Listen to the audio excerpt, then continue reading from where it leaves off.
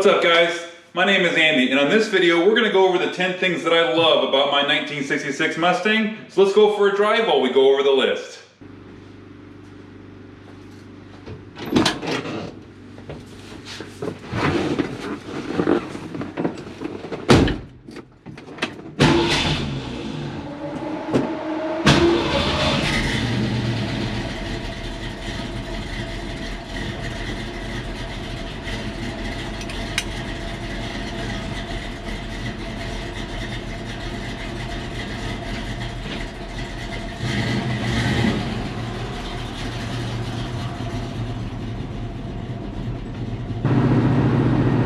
Alright guys, so this list, the 10 things that I love about my 1966 Mustang, you know, it's not in any order. I just wrote 10 things down about my car that I love, and we're going to go over that. So starting at the top of my list is the disc brakes, and we'll put the disc brakes and the master cylinder in the same category. One of the first things you should do to these cars is upgrade the single bowl master cylinder to a dual bowl. It's a safety reason. If one of the lines goes out on a single bowl, the whole brakes go out for the whole car. So having that set up for the dual bowl or having the brake set up with a dual bowl, it's much safer that way. But also, you know, the brakes in this car, the drum brakes that this car came with, they're just not cutting it anymore. I think part of it is that you know, the speeds that we can go today legally, they don't lend itself well to a car that has to stop with drum brakes. So putting those disc brakes in here was something that one of my first upgrades. If you remember back to the earlier videos on my channel, I think they look great. They look fantastic underneath the wheels of my car, and they do stop the car much better. So I'm glad to have them. Number 2 on my list is the T5. I just put it in 5th gear. I love that. Where I live, I'm outside of town, so I need to go at highway speeds to really kind of get anywhere. And while this car came to 3-speed, originally when I bought it, it had a 4-speed, so that you know, that made it a little better for the gearing. But really, needing to have that 5th gear is critical for where I live. Being able to drive around at highway speeds and not be running at 3,000 or 3,500 RPMs or something ridiculous like that. The install was fairly painless. I did a video on that, but adding this 5th gear really is a lot nicer. And shifting through the gears is a lot better. I don't know if the synchros or something, whatever it was on that 4th speed, it was tired. This 5th gear, or this T5, I had it serviced before I put it in, and everything's all freshened up inside there, and this thing shifts like butter. It's fantastic.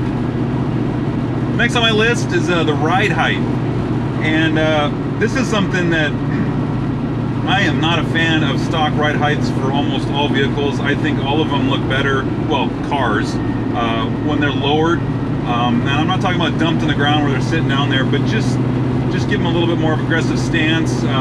So I lowered the front it was roughly about 1 inch. The springs were supposed to be 1 inch, but because the stock springs that were on there were tired, I put the new springs on there. They're supposed to be 1 inch lowering. I actually raised the car because the stock springs were so worn out. So I had to cut those lowering springs down to fit and give me that lowered stance I was looking for.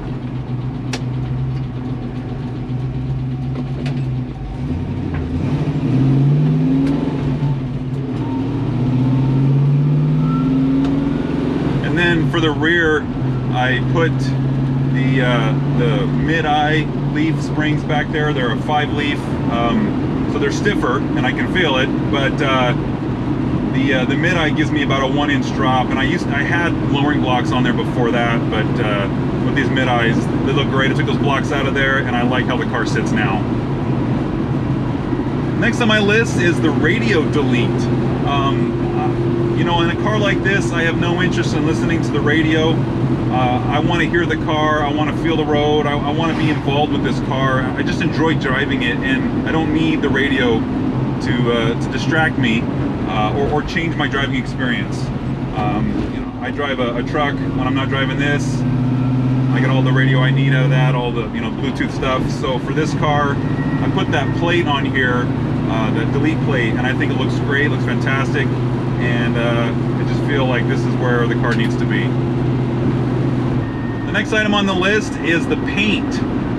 In the previous video I did the 10 things I hate about this car, and I listed the paint because I thought about how cheap the paint was done on this car.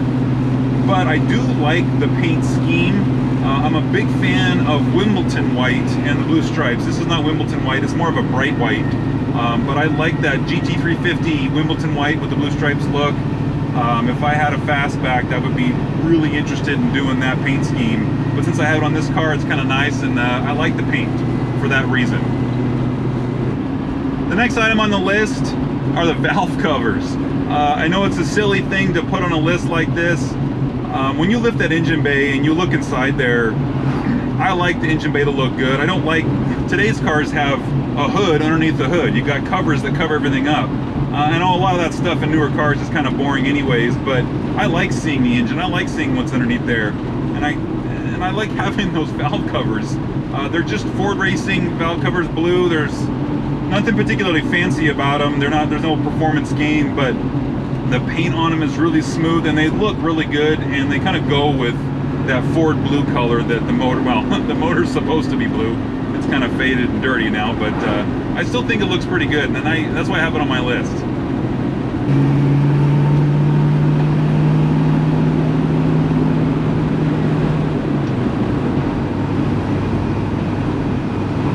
The next item on the list is the rear end.